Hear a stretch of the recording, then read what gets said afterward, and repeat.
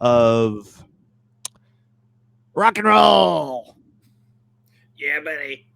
Uh, and many other things that I cannot say on a podcast legally.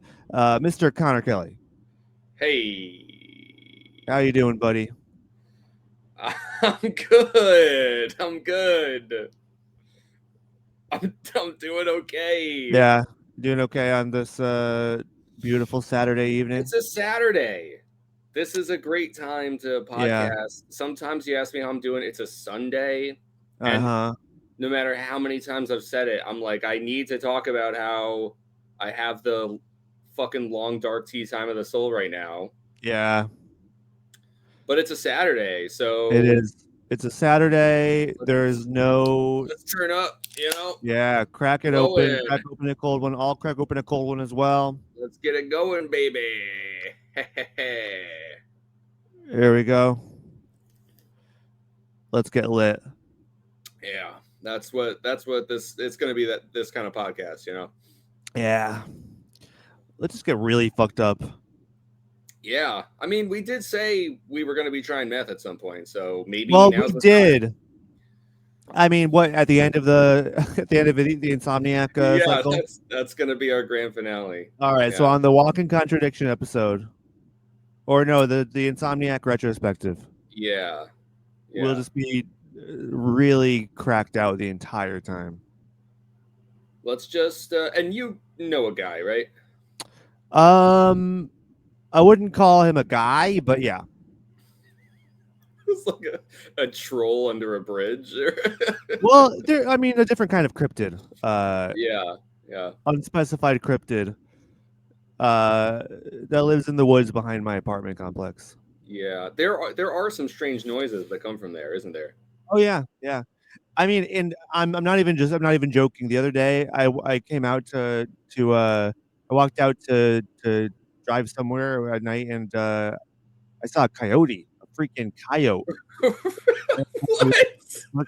Yeah, I have pictures of it. Oh, you have to send those to me. Oh, What? yeah, yeah. That's crazy. I know. I was shocked. Were you were you in fear for your life? No, no. Well, I thought it was a fox, so I was like, "Oh, Yeah, look at the little fox." I took pictures it's of it and pretty stuff. small, right? Well, I mean, I did think like, "Oh, it's a big fox." Like, Oh, okay. you Okay. know, then I got back in and I showed my girlfriend, and she's like, "No, that's a coyote, Connor." Like, Yeah. yeah, it Oh, does. okay. It does look coyote-ish. You're right.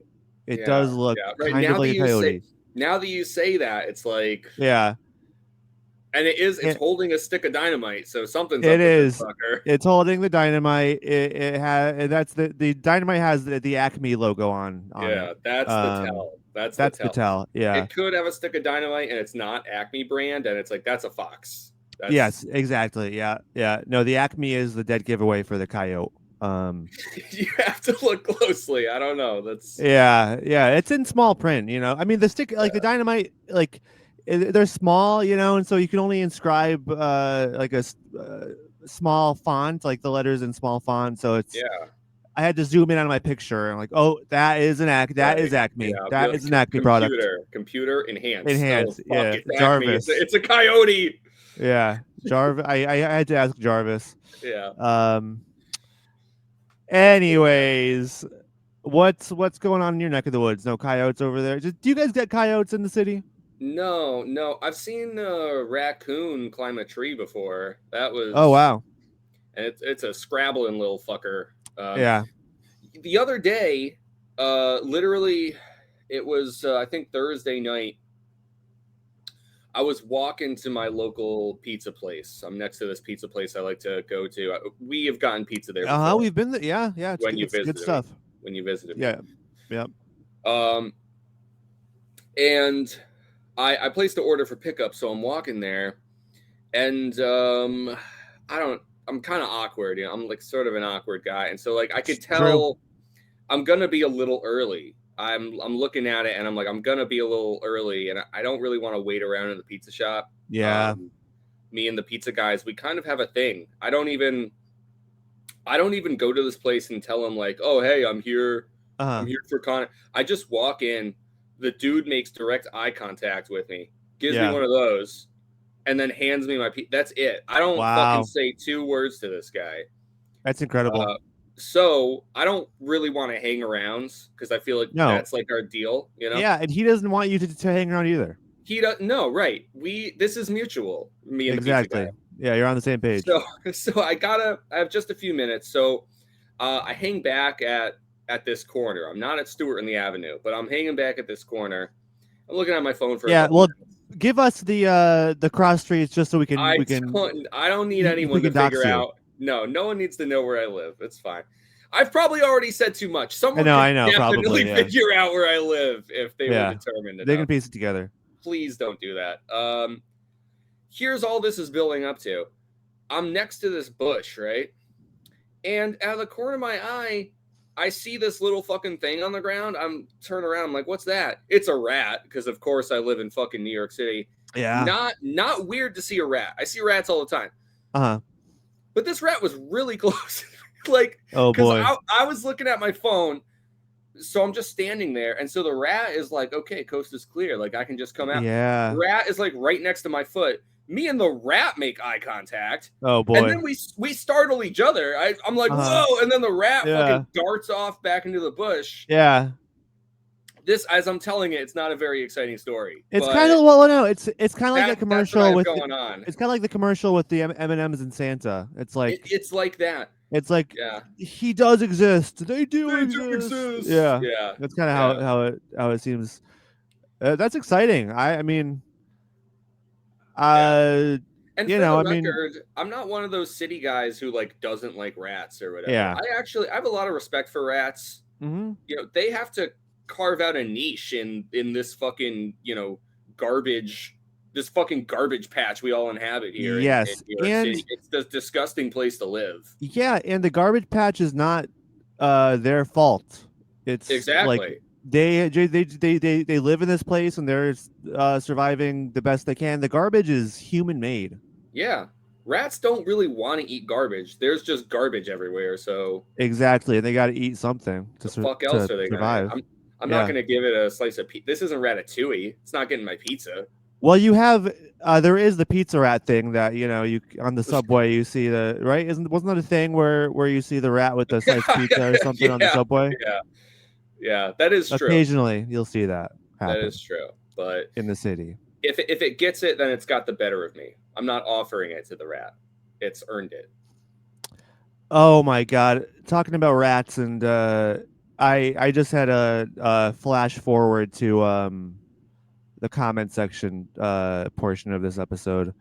Really, I'm really. not going to say anything, but it did just a little teaser for the end of this episode.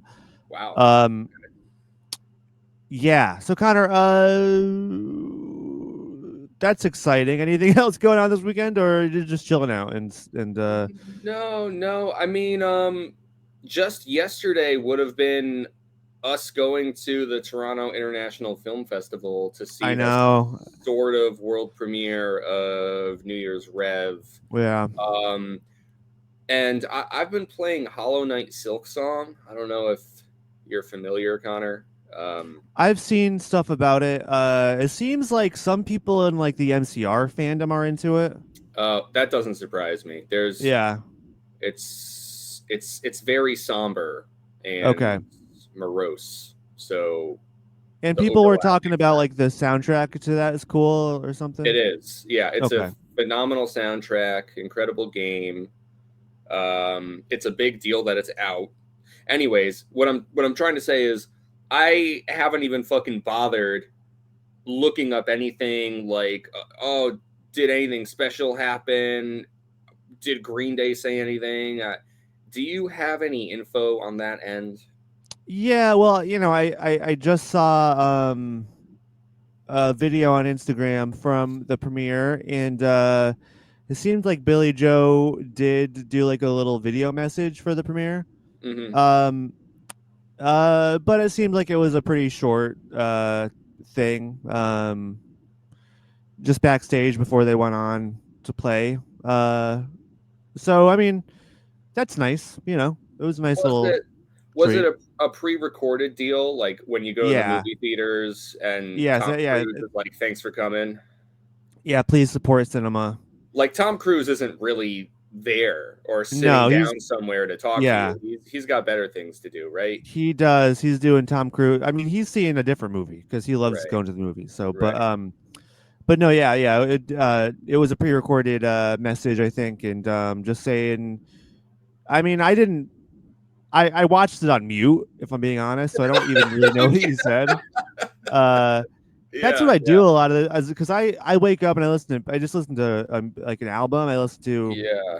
music, and so I don't like watch videos with the sound on unless I'm like clicking onto that to a video like on purpose. Right. So Most videos um have subtitles these days. exactly, They yeah. know you're So watching it on mute, so exactly.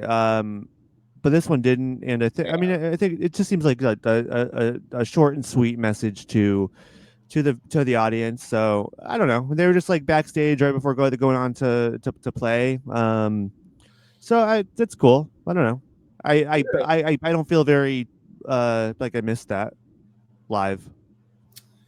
No, no, because you just watched it on mute on your phone Yeah, afterwards. exactly. Same thing, really. Yeah, whatever. Um, all right, yeah, but that's what's going on with me, and I guess that's what's going on with Green Day. I don't know. Yeah, not much to update. They did play church on Sunday recently, which is really cool.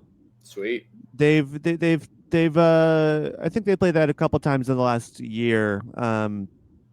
But still very, and then also that brings me to think, I've seen some people bring this up. It's like, when are we getting the announcement for the Warning 25th anniversary edition? When Hmm. is that happening? Yeah, that's on our bingo card. Uh-huh. Yeah, it is. I mean, if they drop the ball on this, Connor, I don't know. I'm gonna be a bit upset. Yeah, me too. Um, I think both of us have a pretty big soft spot for that Yeah. record. Yeah, So absolutely. And I mean, I think Warning especially is like probably one of the most interesting records to get like the demos of, and like get some behind the scenes information and uh content on, because it's like their most experimental record to that point. I mean, their most experimental record in one of like in it's up there yeah, in general. Like you're right. In some ways, it's still up there for sure. exactly, yeah, yeah, and like obviously there's like the seedlings of American Idiot are in there with like Cluster Bomb. The original Letter Bomb was demoed for Warning. And so I think there's probably ripe for a deluxe edition, for an anniversary edition. Yeah, yeah. My fingers and toes are crossed. I can tell you that Yeah, much. yeah. Please, for Christmas, Green Day. All I want for Christmas is not my two front teeth, but the Warning 25th anniversary edition Yeah. with demos and live performances. If I see that's announced during Christmas, I'm gonna be like, it does exist, Yes, and then and then the record will talk back to me. the Yeah. record itself will be like, Yeah. he does, or because they'll be looking at the Green Dudes like, they do exist. Yeah. Full Um. circle, baby. Hell yeah. Yeah. So I mean, folks, if you're listening and you've been thinking about Warning 25th anniversary edition, let us know like what you want from that package, what you want from that release. What has been um you know uh what has been your warning era white whale? For me, it's cluster bomb. I Oh, want to hear that warning cluster bomb demo. for Um, for me, it's the full video intro to Blood, Sex, and Booze. yes, right, yeah. We want to see that dominatrix. We want to put face to the voice. We want to see how long that whip is, how tight the leather is. What happened? You know, it's like Uh huh. what happened? I I don't know. know. Um, anyway, I that would be a very imagine if that's like the promo like video for the 25th anniversary package. They just show the unedited dominatrix session. I can imagine We'll see. Connor. I feel like the boys were watching a lot of like the Man Show at that point, like with Adam Oh my Carolla and Jimmy god. Kimmel. Oh my You know, god. Yeah. like I feel like they were watching like a lot of Spike TV and stuff No, like you're that. right. You're right. You're Yeah. absolutely right. Because you know, not only do they mention Spike TV, but it's like, yeah, that's very much their vibe. Oh yeah. I At mean, that point in and time. to be fair, like I don't know, that's just how it was back then. Like Yeah, yeah. It's certainly not really a criticism. I mean, we you know, watched that stuff too. We were, I mean, kids, but still, yeah. That's just it's just the way it was. It was in the air back then. it was, and it doesn't mean the same thing that it means today. Like to watch that today, that means like you're probably like a really fucked up kind of guy. Yeah, it would be pretty weird to be like, oh, if you were asking me like, what do you got going on, Connor? I was like, oh yeah, I've been rewatching The Man Show, like I'd be in like, are in you okay? order. Like, did something happen? Like, Yeah, no, that's how you would know if there was any sign that like I ever got divorced. That would I be was gonna it. say, yeah, Like that would be the yeah. only way it would not be good. You wouldn't even have to Something tell me. very You just, wrong with it. Yeah. yeah, you just have to tell me you're watching the Man Show again. I'm like, oh, Yeah, okay, you'd enough be said. like, I'm "Oh coming over. boy, Connor, I'm coming over right now. I'm coming over right now. I'm what gonna get you happened?" through this. Yeah. You'll be fine. All right, folks. Today on the program, we are discussing the song by the band Green Day off of their album Insomniac, the ninth track, in fact, the ninth track Hmm. of uh, of the ninth track of Insomniac. I kind of said that Fuck, in like what are a you? in like a reverse order. Yeah, I kind of like, I told you we were gonna get lit this podcast. yeah, This is gonna you weren't be lying. the vibe we're carrying through this whole episode here. So get Yeah, you ready. were not lying. Anyways, we're talking about track 9 on Insomniac, Stuart and the Avenue today. Um, and yeah, it's named after a real place, the intersection of Stewart Street and Telegraph Avenue in Berkeley, California. Just pretty cool. This is like, with Green Day, we have the number verse, we have the girl verse. I don't know if we called it anything else. And we also have The the place verse. Yeah, Is that the place verse, location verse? I like place verse. Place verse is good, yeah. Okay. Yeah, welcome to the place verse, Stuart in the Avenue. You're in good company with, Christy Road and Going to Pass Lacqua and And others. others. Yeah, and many others. Um Connor, Stuart in the Avenue. This is one. Yeah, I mean, I feel like every week I'm like, oh, I've been looking forward to talking about this song, and Yeah. this remains true for Stuart in the Avenue. Um, it's a really cool one. I feel like this is one that like at a lot of shows I'll hear people shouting out Stuart in the Avenue, play that shit. And sometimes I do. Uh, Connor, historically, as a youngin watching, reruns of the Man Show and Yes. Religiously. Yeah. all everything on Spike TV that we could devour. What else was on Spike TV? Fear Factor, I think, was on there. Oh, Yes, originally. our introduction to Joe Rogan. That's right. Yep. What a what a career path he's been on. Yeah. He might actually rewatch Oh episodes of yeah. the Man Show today. Absolutely. He Absolutely. might be one of the guys who's doing that. He never Uh, stopped watching it. no, yeah, that might be it. That might be his nightly ritual. He falls asleep watching Spike TV. Uh, Yeah. Yeah. I don't know. It's hard to think of what else. It doesn't matter. We're No, it talking doesn't about matter. We're getting Stuart off in the track. We're Avenue. getting off track. Yeah, Um so Connor, that kid who knows not what he was watching. Um Being introduced to a song like Stuart in the Avenue, run me through, your maybe your idea of what your initial impressions might have been around that time, if you can unlock those ancient memories. yeah, yeah. Well, Connor, I knew not what I was watching, and I knew not what I was listening to in a lot of Yeah. ways, because Stewart and the Avenue kind of mystified me for a long time. Um,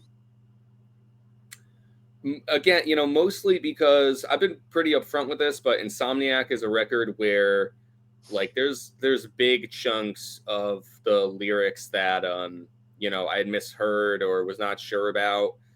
Uh, Insomniac is I knew it better than 39 Smooth for sure. 39 Smooth was absolutely my biggest blind spot, which I also mentioned when we started this podcast. But Insomniac is kind of a big space that I'm filling in, and Stuart in the Avenue.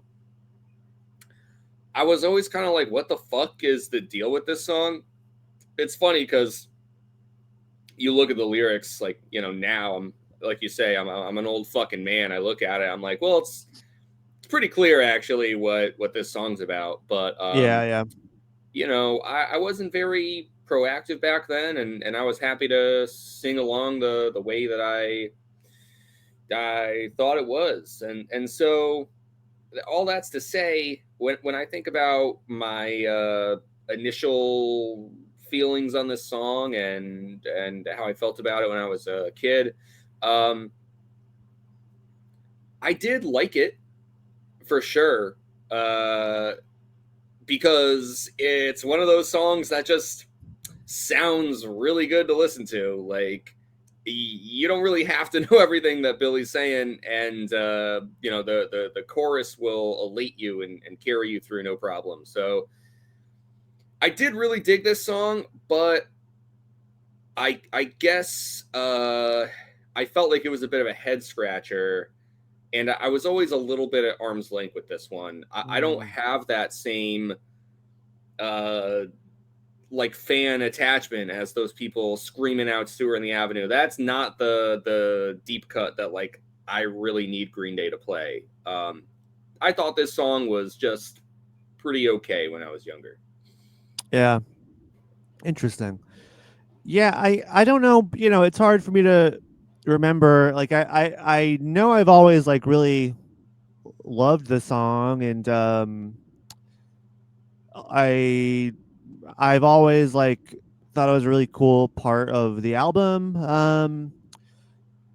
And we'll get into the reasons why, but like especially that bass was really cool right away. And then like as I got it older, like the kind of the subject matter became very relevant in my it's just like like it's like interesting because the first couple of Green Day records, Billy Joe is pining over girls and stuff, and so me and my 11-year-old brain, I'm like, oh, that's me pining over my crush, blah blah blah, whatever.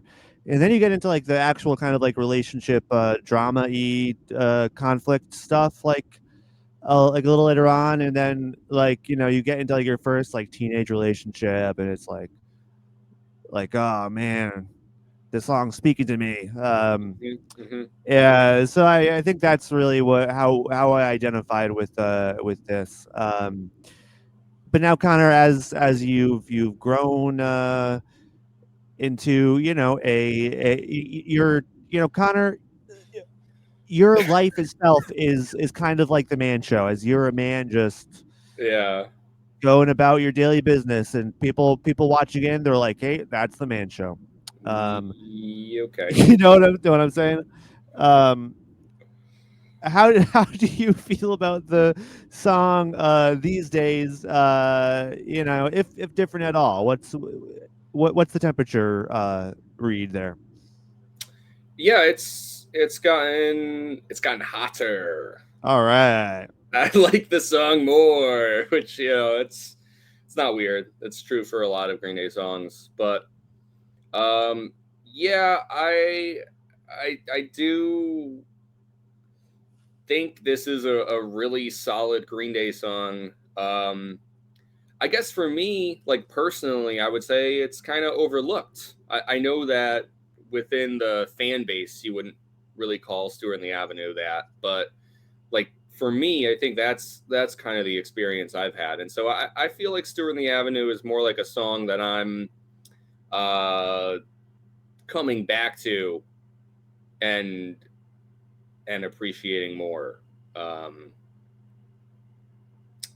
and obviously, we're going to talk about all the minute details about why. Yeah, absolutely. Yeah, I agree with that, and you're right. I mean, it's not unique in Green Day's discography. There's plenty of songs that yeah, were kind of sleeper hits for us, that we didn't really or that we it took some time to grow into.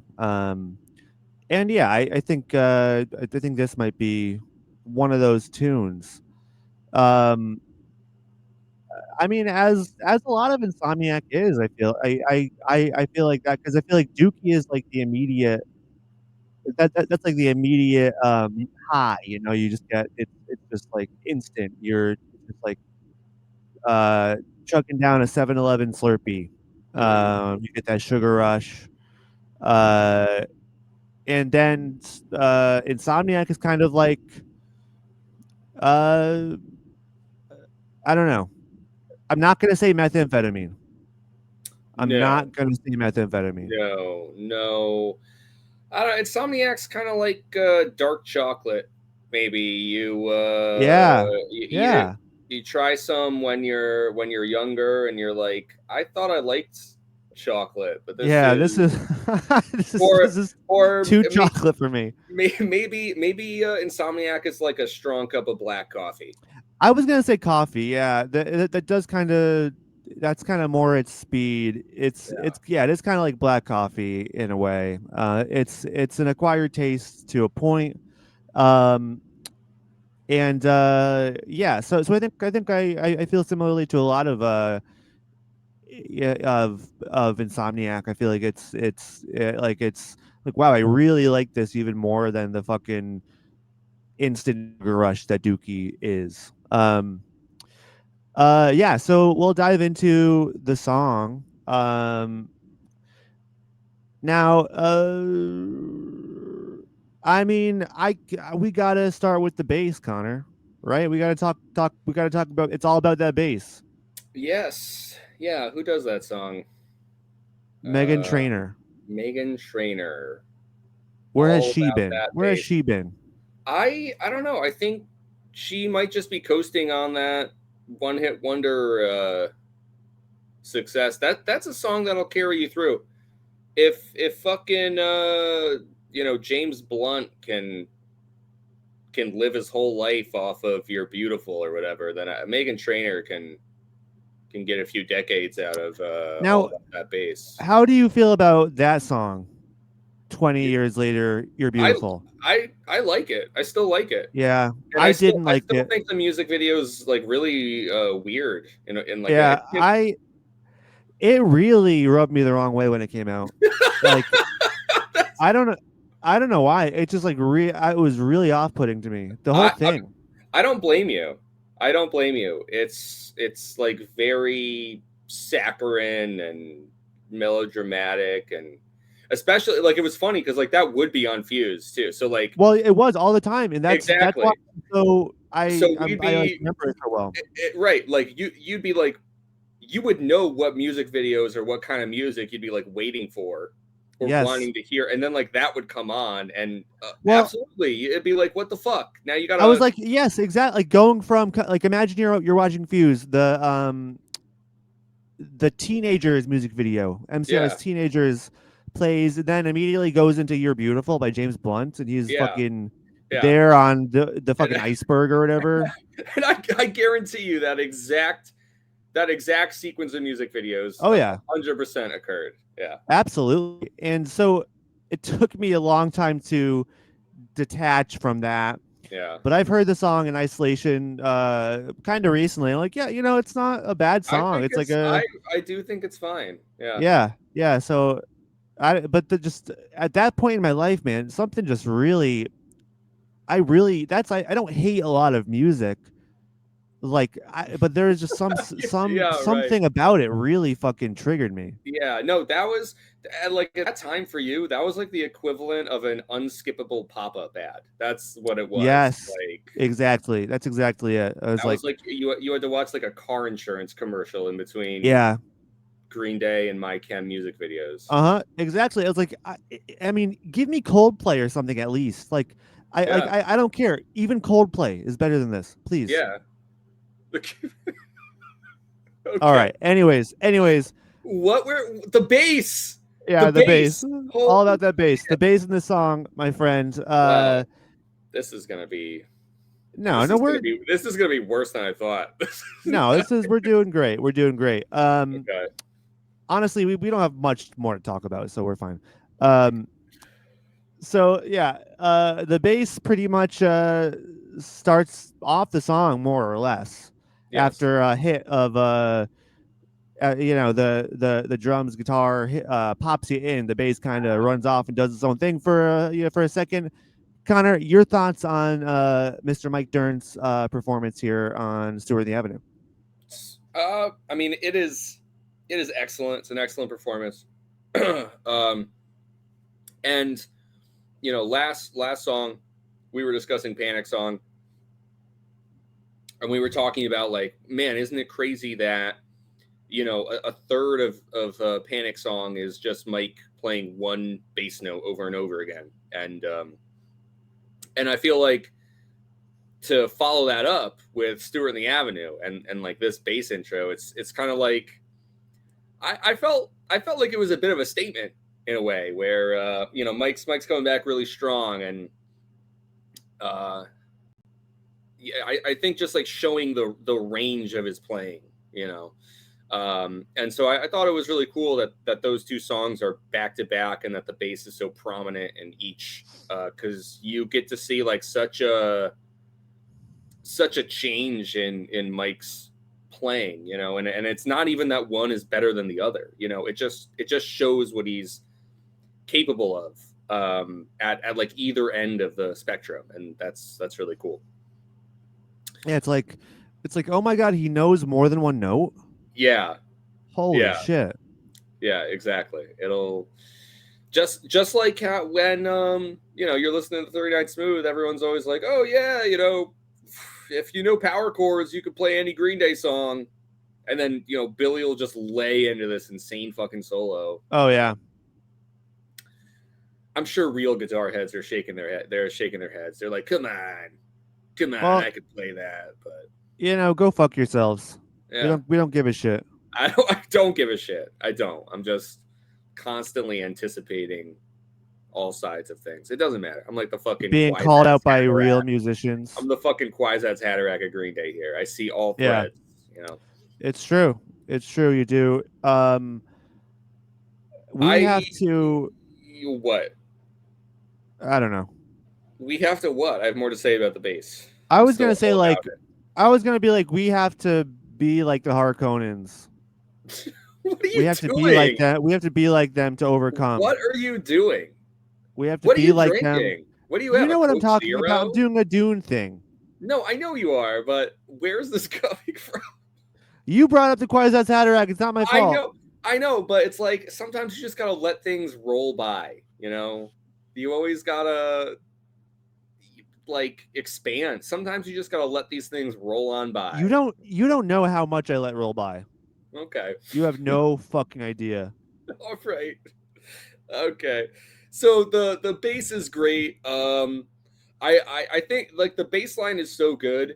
They are like, we gotta play this in isolation, before the song really kicks off. And Mike, there's like three main kind of bass parts that Mike sort of alternates through as the song goes, and like I feel like everything that he plays just flows together really seamlessly, and like listening to like following through his bass playing on the song, uh it's, to me it feels like everything fits together so neatly. It almost has this easygoing kind of cadence to it, but obviously the song is not like some laid back kind of chill thing. It's like, but I feel like Mike's playing everything like so smooth, but still with so much like energy to it. It still has that kick. It's still impactful. But I don't know. I guess I was kind of struck by if there was like kind of a groove to this song at the Yeah. same time, and it's just a cool way that he's playing. I don't. I feel like the the bass on this song is a little unique. It's a little different from even other songs where it's like, oh, you follow the bass the whole way through, but this just has like a bit more smoothness to it, which kind of surprised me, I guess. Yeah. Yeah, I mean it's not really like similar to Longview, but it is kind of like in the same like vein of Mike's playing where he is like just like leading it and kind of yeah, it is kind of groove based. It's also kind of like this song, I don't know if it was this song less so than something like Longview, but it's like this song could have been started with bass and then just built around it. Obviously, it's like very much like a power chord jammer too. So I think the likelier scenario is that Mike was just like, oh hey, this works, like like this is a cool thing I can do um, throughout this chord progression. Um, but yeah, it's like definitely you know like as far as Insomniac goes, it is unique and it's kind of a cool little breather from what we've been getting the last 8 songs. Where it's like the subject matter is not really all that different. It's kind of it's but it's the bass kind of makes it feel a little bit brighter or a little bit more not relaxed but like peppier, I guess, Yeah, yeah, than the fare we've been receiving. Um, so yeah, I think it's a great outing from Mike. There's a reason people shout it out at shows, and I think it's literally they just want to hear the opening bass riff. Like yeah. that's what they're looking for, and I don't blame them at all. Yeah, it's killer. Yeah, Connor. Next we have Mr. Billy Joe Armstrong with his power chord onslaught here. We kind of dive into those classic Insomniac guitars. Yes. Uh, how are you feeling about Billy Joe's playing here? This was like kind of, it felt like a pretty classic sort of Billy riff. Yeah. Uh, and there's like no frills, when it comes to the guitar. But like I don't know, like that's what works. Like we'll talk about Trey next, and I feel like what with what Mike's doing, with what Trey's doing, like they both have kind of like more complicated or more like standout performances here. And we've talked about this before, but I think part of what works so well with Green Day is they have this dynamic when two of the members are going really hard, almost always the third one pulls back and is kind of like this grounding sort of force. Like they kind of bolster the the framework of the song, you know.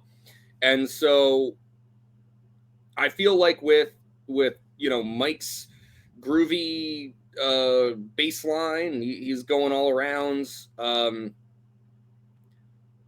Billy's kind of like holding the line and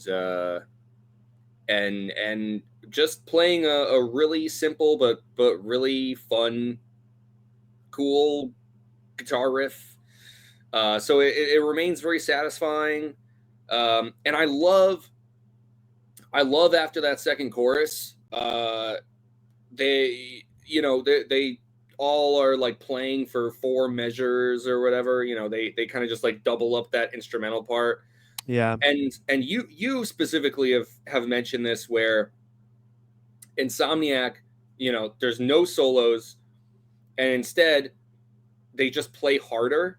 And I Yeah. I love Billy's playing in this section because he's playing the exact same thing like the whole fucking song, but I swear to God he plays it harder in that moment between that those last two choruses. And just hearing the riff like go back into itself, while they're just like fucking jamming away.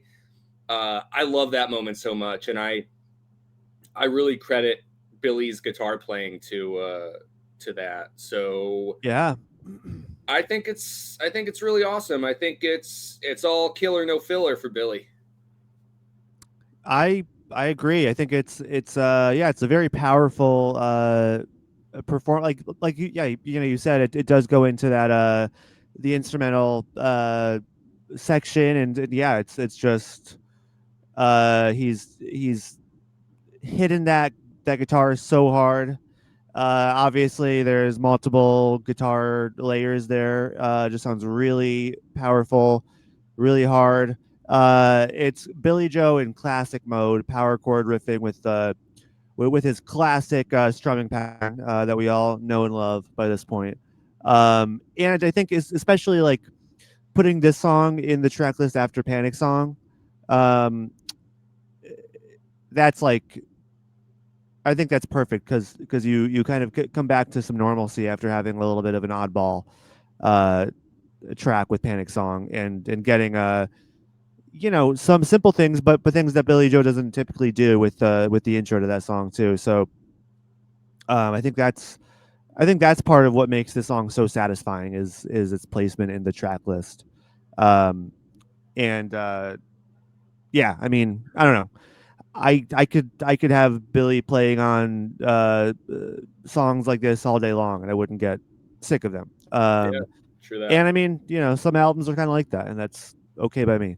Uh, yeah. Last but not least, Connor, we have Mr. Trey Cool on the drums, or as some people call them, the skins. How, how do we feel about that? Some people do call them the skins, which Yeah. What kind of skin? Like I what? that's I was just thinking that. Just why I was kind of trailing off. Like, Yeah. What animal skin is used for a is drum? is some skin better than others? Do some drummers swear by fucking mule skin or something? Skin of a Yeah. the skin of a mule. Well, human skin is the best, the tightest. Yeah, but it's the hardest to come by. It's the hardest to acquire. Yeah, it is. It's true. So, but I have heard rumors that Trey does play on a fully human skin drum kit. Yeah. Well, I think what happens is Billy plays so hard that he'll like cut himself up a little bit, and so Trey uses his he saves his skin. That's that Billy Joe Yeah, has lost, but over time. over Yeah, time. Yeah. So I think it's kind of a mutually beneficial thing they got going there. that makes sense. Um, and picking scabs too. I think. he picks him off his face Well, as if especially after all the meth that that's right. they've So had. that might have been where it started. So for Trey, yeah, that first initial hit, because just like you were saying, it was like, oh, the song starts with the bass, but kind of, um, and then like going into the song proper, like those rapid strikes there is really great, and I really like the chorus because he kind of goes for something lighter instead of more intense. Um, I think for Trey, like the strength of this song is in the verses and in like that instrumental section between the choruses, like I was talking about, and so like I feel like he's playing harder on those moments, uh, and in the chorus, yeah, it's like a little, it's not that like he pulls back, but you know the drums he's playing, it's not as like deep, and hard Mm. hitting, and he's a bit more on those cymbals there, but then I feel like it works really well because then he like really delivers when Billy sings fucked up and he holds that, he holds the F there, just Yeah. briefly, and then like you get this really sudden hit from Trey that I feel like totally sells it. Um, so I don't know. I think that's like where his head is at when he's drumming, and it's not that like anything he's playing in the chorus sounds weak, but I think that like he changes the dynamics of what he's playing for the chorus so he can go like, you know so the difference is more noticeable and it feels like even a little bit harder when you get that hit on now it's all fucked up. And so Mm. I thought that was kind of interesting. And I noticed for the first time that in the outro, like the very very ends, um like those successive hits are pretty much what he does for the intro, and so I kind of felt like his performance is sort of circular, like that dun dun dun dun dun dun. That's Yeah. like how it kicks into the song and how it stops itself, and I that was kind of interesting too. Yeah. No, that's a good point. I think. I think the dynamics at play are important, and the drums do a lot to kind of give the song that feeling of like not lightness, but kind of like a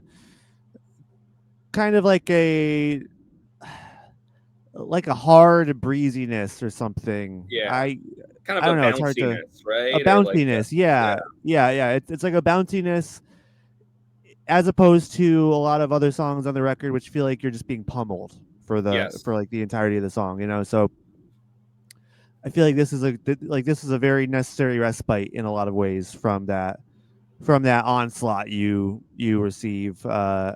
Especially on something like Panic Song. Um, and yeah, so the drums really help with that, and Connor, you're right. Those hits.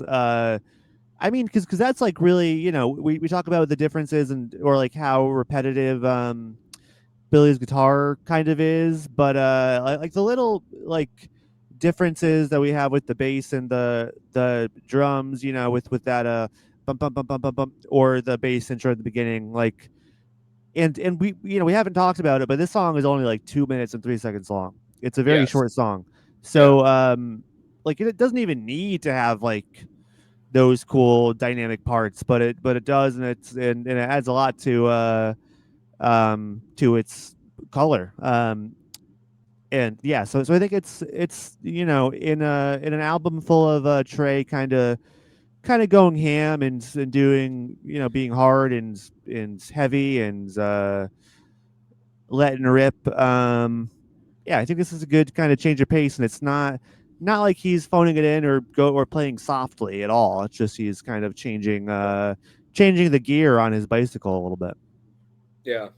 It's crazy thinking about how we're going to be talking about every Green Day song. That's the Yeah, whole fucking thing of the podcast. yeah, yeah, Not yeah, surprising anyone here, but talking about like, oh yeah, Trey's not phoning it in here. It's remarkable. There's not a fucking single song where Trey ever phones it in. I know. There's no fucking song where it's ever like, who's playing the drums on this track? It's always I like, know. God damn, that's Trey Cool. Like, I don't know, just kind of amazing. That's all. It is amazing. Yeah, I know. I think. I mean, as tough as this to say, it's like, I think people could make arguments for songs like, oh, Billy's phoning it in here, or Mike's phoning it, which I don't think I would like agree with usually. But for Trey, it's like I just can't even imagine it. And Yeah, if someone tried to make that argument, I'd just be like, wow, you're just like really wrong and dumb. yeah, Like, yeah. We're eventually going to read those YouTube comments, Connor, and yes, we will. I know. let it be known, I will never agree with those I fucking know. people. That's coming. We will disagree very loudly, I imagine. Um all right, Connor, you want to jump into lyrics and vocals? Yeah, which is Sweet. segments. That means we're going to do It's a segments. segment. It's a Segment segment. time, baby. Segment time, baby. Yeah, we can do a little song first. Oh, you want to do a song? Yeah, let's do a little song first. You sure? Yeah, I think you can start us off if you don't mind. All right. Okay. I can do a little song. Here we go. Yay. Uh, just tell me the words I Words might I have might have known. known. The The words I words might I have might have known. known. The The words I words might I have might have known. known. All right. Nice. All right. So as we start this segment, Connor, the first thing I ask is, are there any lyrics on this bad boy that you might have misheard or were unsure about before talking today or in the past? Yeah. So I did talk about that at when I was taking a walk down memory lane. Um, so it's kind of funny looking at the lyrics for this song because you realize just how relatively sparse it is. There's really not a lot to it. As you say, it's a pretty short song. But I always felt like when you're listening to it, like when you're in the thick of it with Stuart and the Avenue, it, I don't know, I feel like you kind of get caught up in it. Mm. It's a song that feels bigger than it is. And I feel like because of the 2 minute song length, like there is kind of a lot shoved in there that makes the song feel dense. And so it's always felt like there's more lyrics to this song than there is. And then I go on to Genius and I look at the lyrics here and I'm like, there's really not that much I don't know. Uh it's just that because there's so little of it, what I don't know makes a kind of a big percentage of the song at the same time, if you follow me there. So I've always known the chorus. That's very clear, and I love the chorus. And the verses have been very spotty for me. Like the first line is iconic, of course. Second line, I got it. But I never knew you're a blur of my dead past and rotting existence. Mm. And I don't know. That's important. That's like a big piece of this song, I feel like. Yeah, yeah, it Um, is. and so to like not have that was like, part of what made me feel kind of confused or unsure about the song. In the second verse, I got half of the first line, but the second part, I'm a two-faced clown. No. Mommy's little nightmare driving daddy's car around, pieces of it. I'm beat down, half brain dead. No. Long lost king of fools. Yes. And then the last line of the second verse. Yes, I've always known it. It's like, but that's tough to just have like snippets of this Yeah, because definitely. I feel like I would be jumping in and out of the verses in a way that, made it even kind of seem like the words that I knew were confusing to me because I never gave myself the full picture. So that's kind of my deal with the lyrics here and what I knew. Yeah, I actually I'm with you there on "You're a Blur of My Dead Past."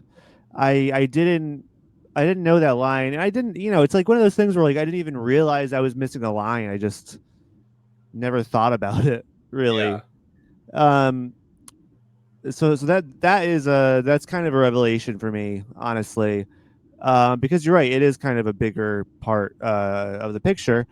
Um, but for me, I think that's the only one that I didn't have.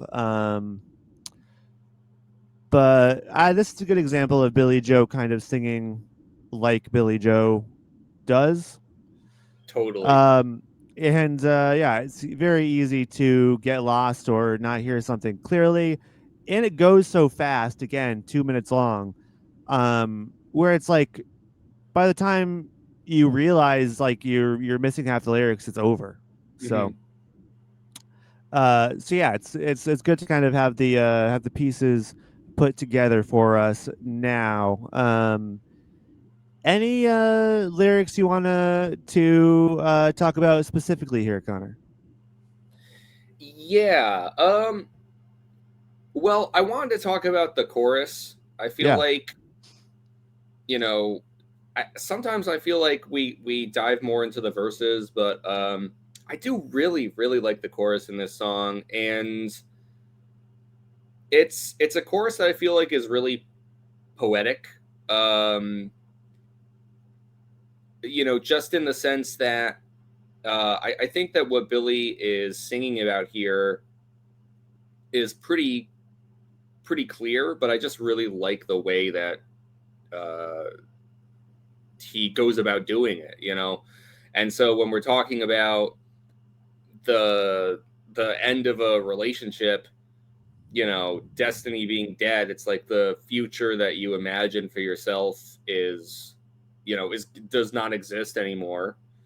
Um, and in the hands of bad luck, it's like uh,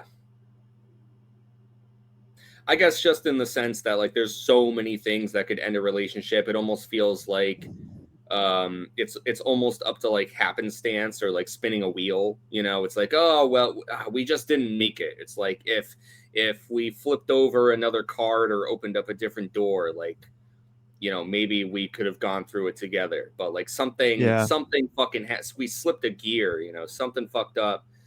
And then like just that feeling of being like post relationship, things made sense before, now nothing makes sense, and it's like only one thing in your life has changed, but to lose such a stabilizing force in your life, it's like it doesn't matter what else you have. It doesn't matter, you have your whole family, you have your whole friend network, you have a job, it's whatever the things that you have that like normalize your life, it feels like you're on shaky ground no matter what after an event like that. And I feel like the chorus captures that really well, and I just really like it. Yeah, absolutely. Yeah, no, I think yeah, the chorus is really great. And I mean, yeah, just the idea, well, destiny is dead in the hands of bad luck. I think that's kind of an all timer line for Billy, or it's up there, underrated. I think. Um, just it's a cool, interesting concept, and then obviously like I don't know, you can't like there's like 500 times a day where I think, but now it's all fucked up about a slew of things. That's like a very fun part to sing along to. Um, what I want to or yeah, so on the second verse, um now like whenever I listen to, your mommy's little nightmare driving daddy's car around, I always think about Bang Bang now. Oh yeah, Uh daddy's little nightmare and mommy's little soldier, mommy's little nightmare and daddy's little soldier, sorry, yeah. yeah, something like that. Yeah. Yeah, it's just like a funny thing that Billy came back to. Yeah, I mean, I think it's it's a cool kind of relatable song.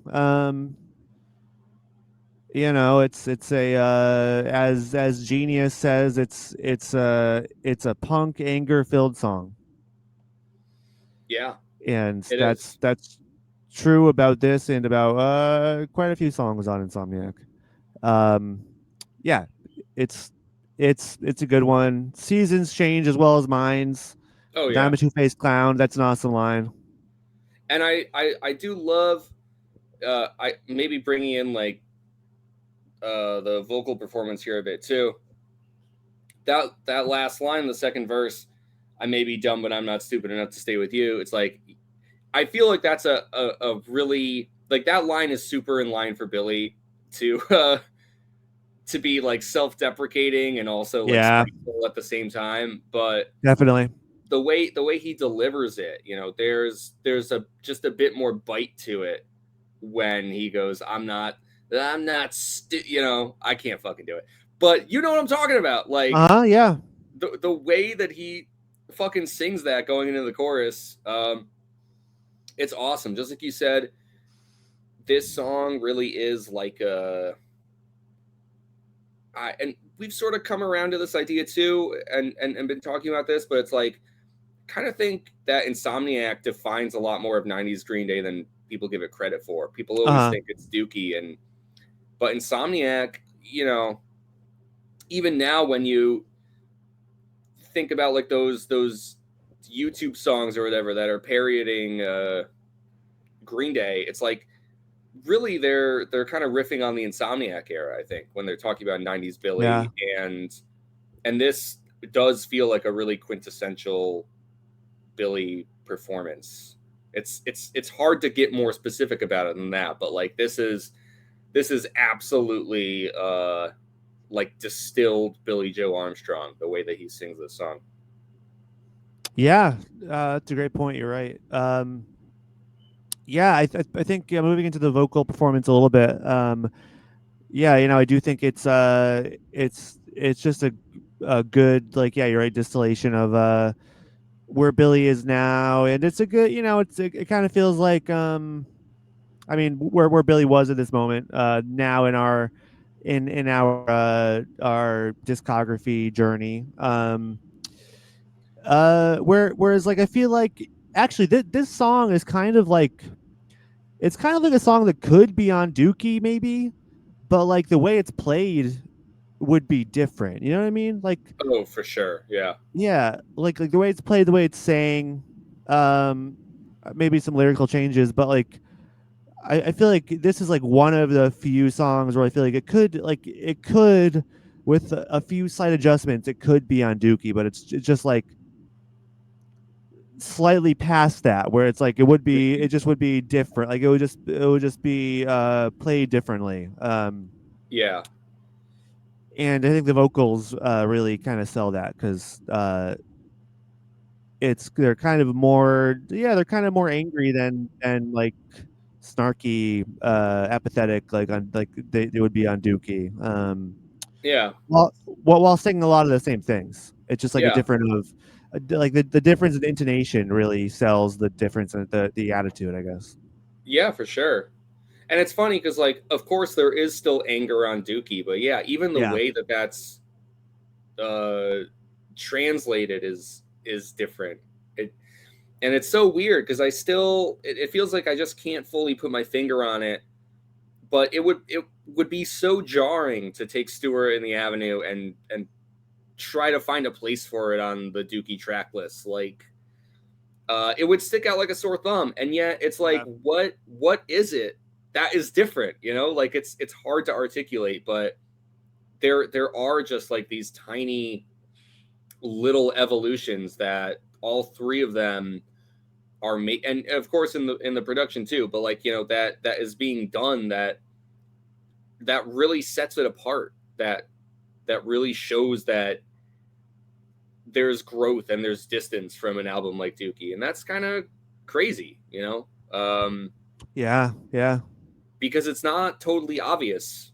I think at the same time, I'm still, I don't know, it's this like fucking effervescent kind of thing. Um, anyways, Yeah, no, hey, it's hard to quantify. I wanted to mention something looking at the lyrics here.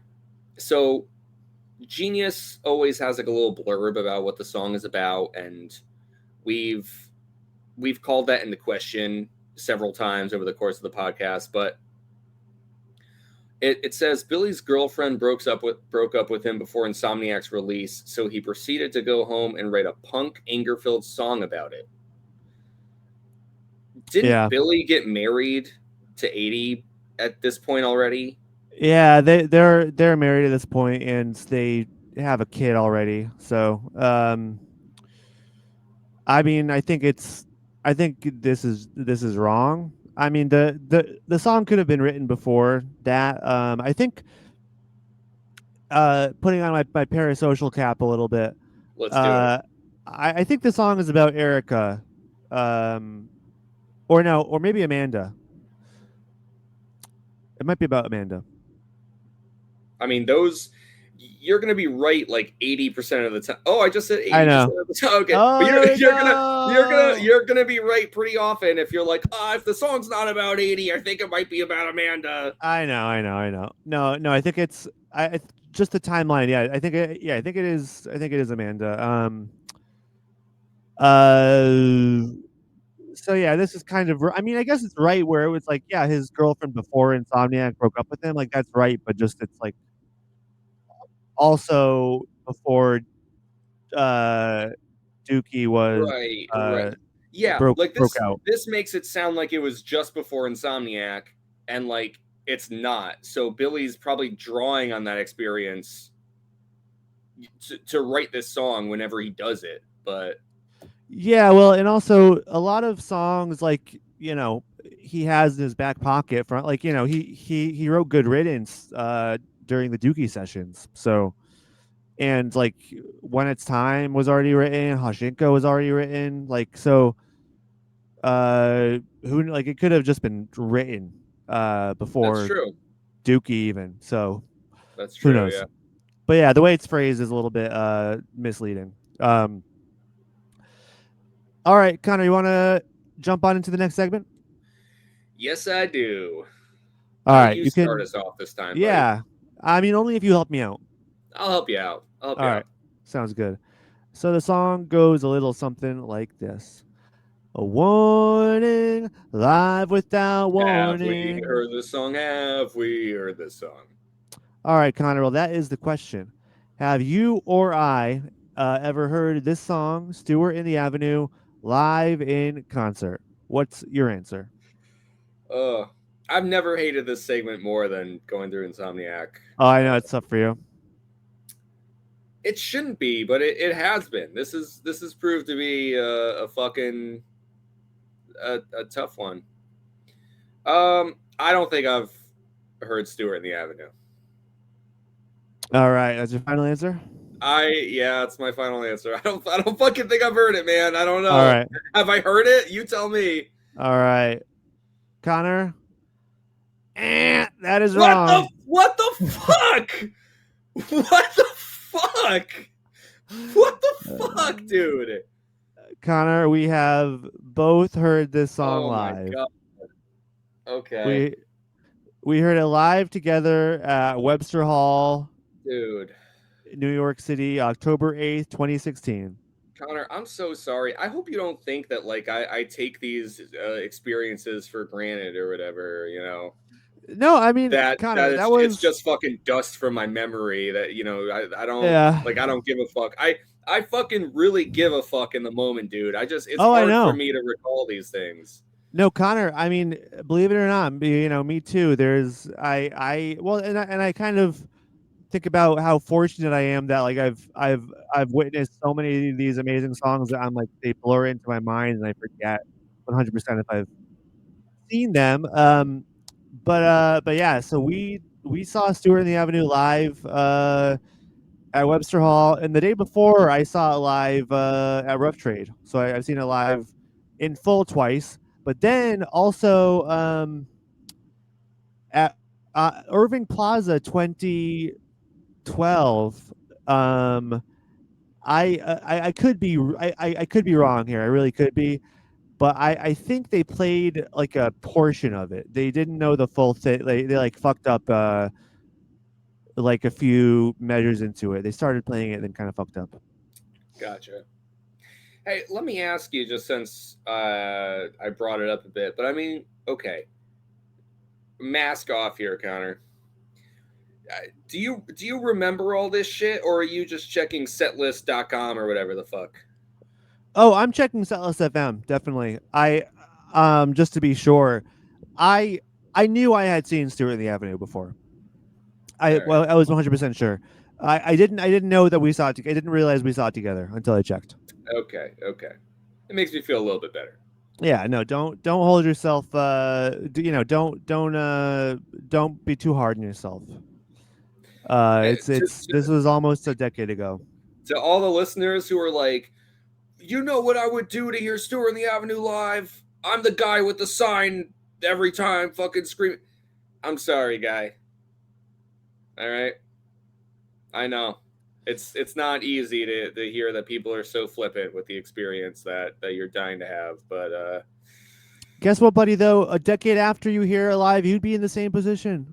Sorry, maybe so. you'd be in the same position. Maybe so. Connor, my mind is failing me as I get older. I don't know. Yeah, I mean mine as well. It's just the nature. It's like all the microplastics we have swimming around That's what it our is. gray matter. I'll happily chalk it up to microplastics. Yeah, That must be it. definitely. Uh, all right, Connor. You want to throw it over to the seedy yellow underbelly of the World Wide Web, also known as anti-social media. We are. Alrighty. Yeah, so we don't have too many for today, but I think One of them's going to be about a rat. well, sort of. Okay. All right. Uh First one is okay, this is like they're in the username is like it's like a bunch of Japanese letters or something. Uh huh. Yep. So I don't know what it says. You're not going to try to. Okay. I'm not going to translate it. Um they say I get an eargasm every time I hear the bass. I know a millennial when I see one typing. Oh yeah, it's true. I wanted to ask you though, do you get an eargasm when you hear this bass? No. No. Uh Um. do you ever get eargasms? I no. I do. I Okay. do. I'm not saying that I'm too good for an orgasm. I'm not saying I'm above it on my fucking high horse. All right. I get eargasms and I get bass eargasms. My immediate thought is dirty rotten bastards. Mm, Um I don't know, man. Just does it for hell me. yeah. Yeah, that's a good one. I agree with you there. Um Although I do think maybe I'm in the same boat. Maybe both maybe both do it for me. Mm. Maybe that's where I'm at. And I'm not trying to sell us short. I'm not saying it's not. I think that we've praised the bass very highly on this track. It's Yeah. just, I don't know. For me, eargasm inducing, not quite. I have to save that term for the top tier in my mind. Yeah, this is more like ear edging for you. Oh yeah, yep, for sure. Yeah, that makes sense. So I'll listen to the song over and over again, Yeah, over and and over 10 again. times in a row. Yeah. Yeah, and then you'll stop. Uh or if you go all day, it's like it would be ear gooning, you know? Yeah, yeah, but I don't. You're That's yeah, you're not an ear gooner. no, no, no, no, no. All right. Next up, we have Quandala Institute 5623 from 5 years ago. They say, I'm getting a bass guitar. I'm getting a bass guitar. Hell yeah. in all caps. Hell yeah.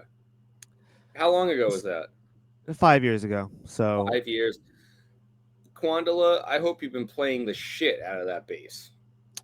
yeah, hopefully they're like a pro now. I hope they're all about it.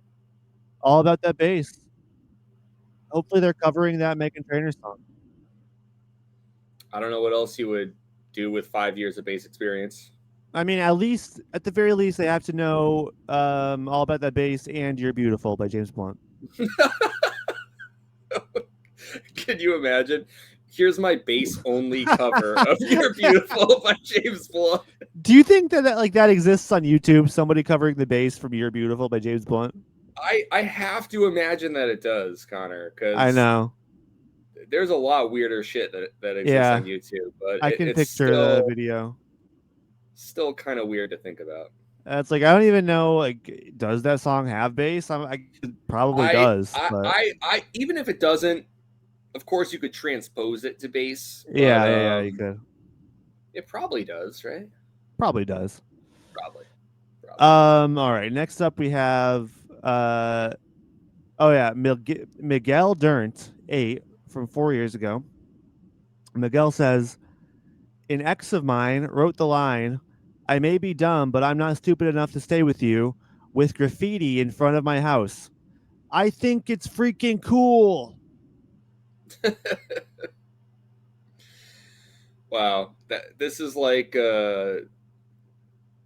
two way in over their heads fucking Green Day dorks. That's how you break up. Yeah. In a volatile relationship Yeah. where even the breakup, they're like, oh my God, this is so fucking cool. Just like that Green Day song. They're like, this is the perfect opportunity Oh to my further God. stitch my life into Green Day. Yeah, This is exactly. Could you imagine? yeah. I Yeah, I mean, mean, glass houses and stones. I'm sure we've done things to try to feel more like, oh yeah. No, of course but we're guilty of that at some but point. Yeah. that is kind of it's dramatic. Oh, I mean, yeah. Now, do you think? Because I think there's a chance here. Do you think that this person like has people refer to them as Miguel Durant in real life? uh, yeah, there is a chance, which would be weird. Now, do you I don't think know. their partner, the boyfriend or girlfriend, has a Green Day related name as well? Yeah, If they're the one graffitiing this, like I feel right. like it's like They were like Stacy Hoshenka or something. Yeah, yeah, Stacy Yashiko would be amazing. yeah, could be. I don't know. That's just an This, interesting insight this, into they're their own Christian and Gloria right here. Yeah. yeah, exactly. Oh my fucking god. Oh, there's definitely imagine all the teenage couples as like Saint Jimmy and what's her name, Oh like my God. Yeah. No, I know. I know. That'll. We're getting to that too. oh yeah, oh my god, yeah. I can't believe we're gonna maybe have to take a deep dive on some of this You know, their on some parents of must those. have been pretty pissed off, right? I mean, they come Yeah, right. outside and there's spray paint all over their house. I know. You know, this kid just got broken up with. He's like, "Oh, sweet, just like in the I Green know. Day song." And then like his parents are like, "What the fuck, dude?" They're like your fucking girlfriend spray painted our driveway again. Yeah, Like, if this keeps on happening, she can't come over. yeah, yeah. We are not going to Olive Garden again. I'll tell you Yeah. that much. And we're not going to buy you any more CDs. Yeah. All right. Next up, we have our oh yeah, Ariel Cito Ariel Cito 00. It's like a combination of zeros and O's from 2 years ago. Ariel Cito says, someday I'll tell her this song is how I've been feeling about her. But until then, we blocked each other. LOL. Funny how she's named after what's her name? So we just I got know. to it. I Yeah. forgot that this. I didn't even realize this comment Yeah. was right after it. That's really That fucking funny. that did not take long. No, we're Um here. I don't know. It's so what? They blocked them and they're like this song makes me think about them or this I don't Yeah, know. Like this song is how I've been feeling about them, yeah. and I mean, I don't think it's really necessary. Like, you don't have to tell somebody that you've like broken up with and blocked or been blocked by that like this breakup song makes you feel about them. That is like a weird thing to do. Yeah. Right, you've already gone through all the Yeah. separation and it's like so what? Then you're going to you're going to show back up and be like by the way, Yeah, I don't think that would be appreciated. I don't think it's going to do anything for you either. you know what you got to do? Do not make actual contact with them. You don't want to talk to them. You don't want to say this to their face. Here's what you do. You spray paint the side of their fucking house. Exactly. Yeah, that's how you get your message across. And a perk, they'll think it's fucking awesome. Yes. So I'm what was this 2 years ago? Yeah. I hope it's not Now, too late. well, the thing about it being 2 years ago, kind of, it makes me think like the last sentence here is funny how she's named after what's her name. Now you think like, oh, she named herself after what's her name, but this was 2 years ago, so this is like maybe teenagers or preteens talking about this. There's a possibility, Connor, that the parents named her after what's her name because they were big American Idiot fans in the noughties. Yeah. First name what's her? Last name name. Yeah. I just think like they could have been big Green Day teen nuts, and then there could have been like a teenage pregnancy or something, and then now their kids are like in the same boat. Yeah. Yeah, getting older is bizarre, man.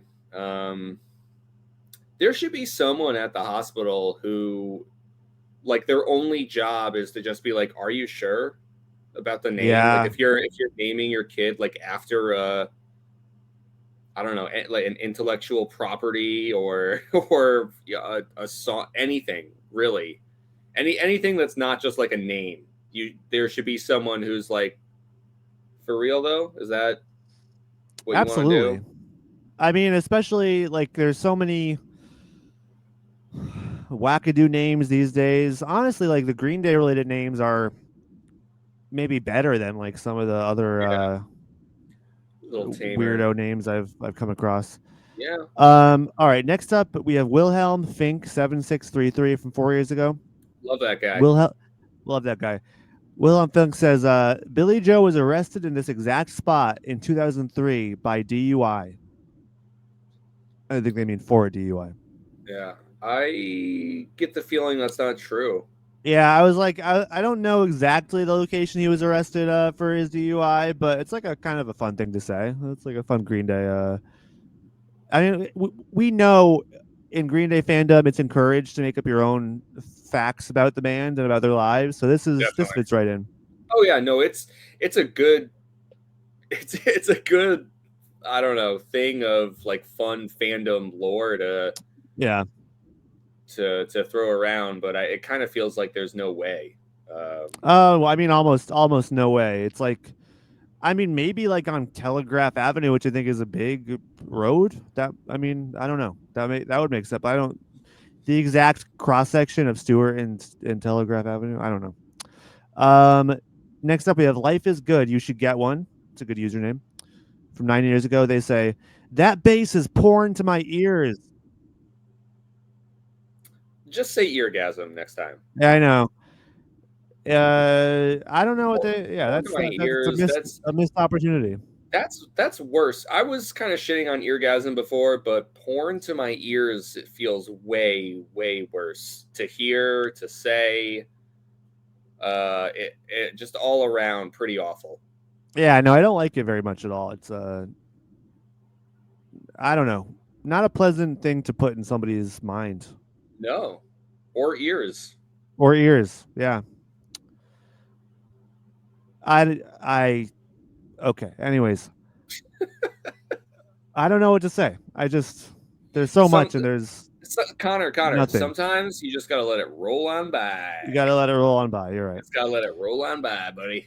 All right, we got a couple. We got a few left here. We have Teta Cover 7341. They say, "I played my girlfriend this song.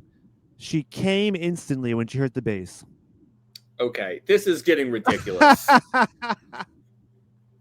Enough of this shit. All right, that better, Connor. That better be the last one. You better not have even one more fucking comment. I All didn't right. plan this. I didn't plan this. This is You what chose the they're saying. comments. Well, You chose yeah, them. You curated them. but I can't. I don't. They're. There was just a common theme You're that was not running just through. going down the comment section reading them in order from top to bottom. You chose these. I know you. All right. Okay, I've got one more that I wasn't going to read until now, but it's a reply to this one, um, from Dee Dee Haas. They say, "Play Panic Song and say your fingers can move that fast." It's yeah. I mean, I know. That's it though. That is it. That's the last one. I promise you. But I couldn't not. Uh, I don't know. That's I mean, the thing There's is, something about this song, Connor, that does you it for could people. have not. You could have not, Well, and you chose to. I But don't know. okay. I mean, it happened. That much I'll tell you. It happened. So What the fuck? what's up, buddy? I can hear you just fine. YouTube just started playing on my I was just blasted with Stuart in the Avenue. YouTube just started playing. Oh shit! I hope everything's okay with your ears and. And then I creamed my jeans. Yep. All right. Okay. Sorry. There Okay. it is. All right, Yeah. buddy. All right. Cyber. Oh God. Okay, we're I'm almost done. We're almost sorry. done. I'm sorry. It was just. No, I'm sorry. I'm sorry. Uh, My God. Cyber Malice Man from 14 years ago says, "I think the Boulevard of Broken Dreams starts at the corner of Stewart and the Avenue." The Uh, place verse. yeah. Place verse. That's another good shout for place verse. Boulevard of Broken Dreams. Not a real place, but And to jumping off of that, we have Wolf Fang Esquire says, "If you go to Christie Road and turn right down Stewart and the Avenue, you'll want to make a left and head down the Boulevard of Broken Dreams. Amanda's waiting at the end of the road." yeah, just after that foggy roundabout, right? That foggy roundabout, yes, that was a good good shout there. All right, last but not least, the final comment of the day from Nachito 460 11 years ago. Nachito says, "This song, it should have been in the movie Stuart Little 2, 2002." Wait, why not the first Stuart Little? I don't know. I don't know. Why? Stuart Little 2. Like they were like, no, we gotta hold off. We need to wait. Everyone knows that's the better one, the more punk rock one. Yeah. And then Dervish Doyless comment says, "Not sure it would have made any sense in the movie." The lyrics have nothing to do with the movie. The only thing it has in common with the movie is that it has Stewart in the name.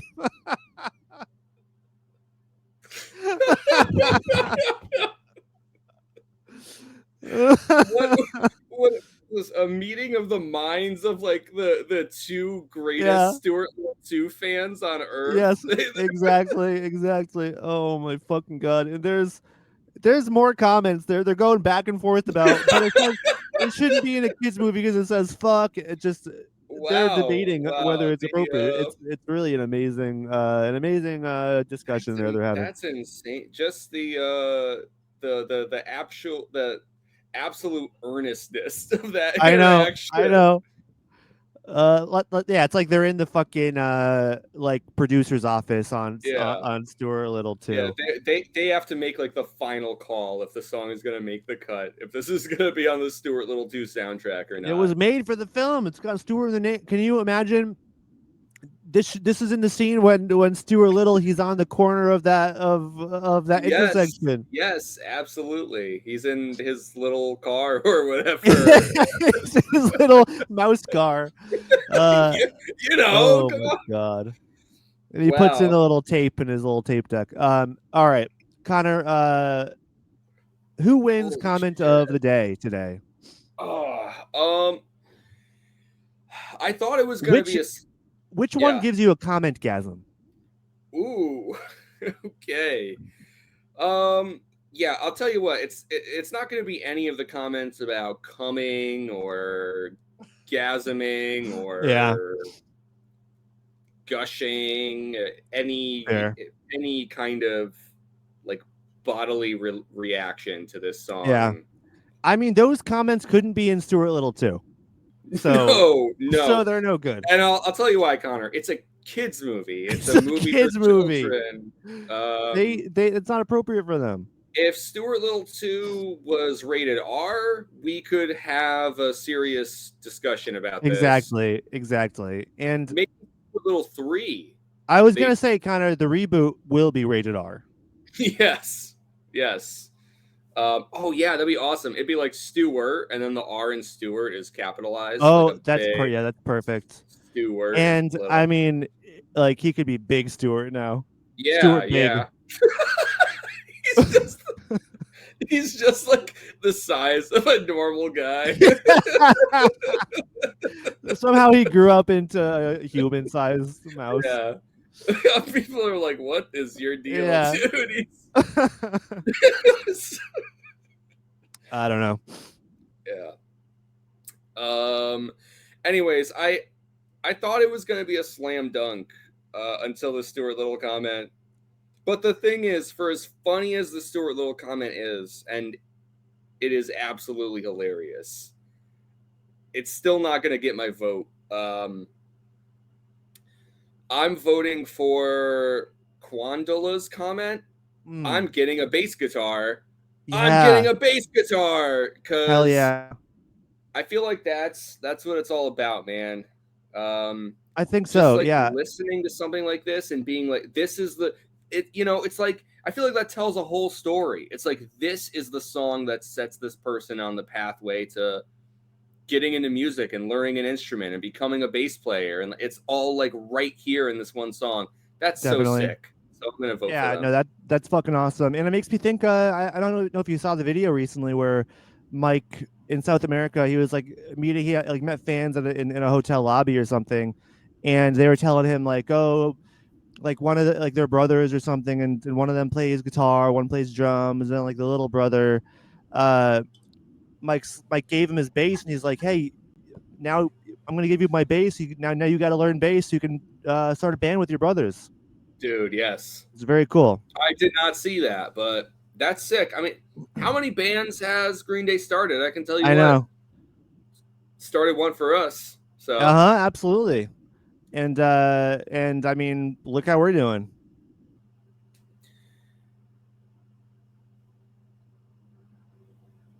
yeah. uh, anyways, no, that's a classic Mike moment. Yeah. Beautiful. That's a really nice video. All right, yeah, Quandala, you win comment of the day. Hope you're still kicking ass there in Baseland. If you, you know, if you want to redeem your prize, please hit us up. We will reward you handsomely. Um, uh, yeah, folks, thank you for listening. Connor, any final thoughts? Sorry on anything we covered today. Um, not really. This it was a fun discussion as always, Yeah, man. I guess I'll definitely say I have more appreciation for Stewart and the Avenue. I feel like I get it. I get those people in the crowd who have that sign up, even if it's just to hear that that bass intro live. I mean, I've heard that bass intro live. I've heard it, man. I've You heard that have? fucking song, and let me tell you, I'll never forget it. Well, the memory just came rushing back. Oh yeah, Came rushing back. as they do. They're never gone. They're in there Nope, somewhere. not truly. All right, folks. Thank you for listening. Please follow us on we're on Twitter and Instagram at Green Dudes Pod. You can email us at greendudespod@gmail.com. Please leave us a glowing review and a 5-star rating on Apple Podcasts and everywhere else. Next week we'll be talking about Brain Stew, which is the Holy big shit! kahuna of Insomniac. It's exciting. But most importantly, folks, until next time, Stay. stay punk. All right, Green Dudes out.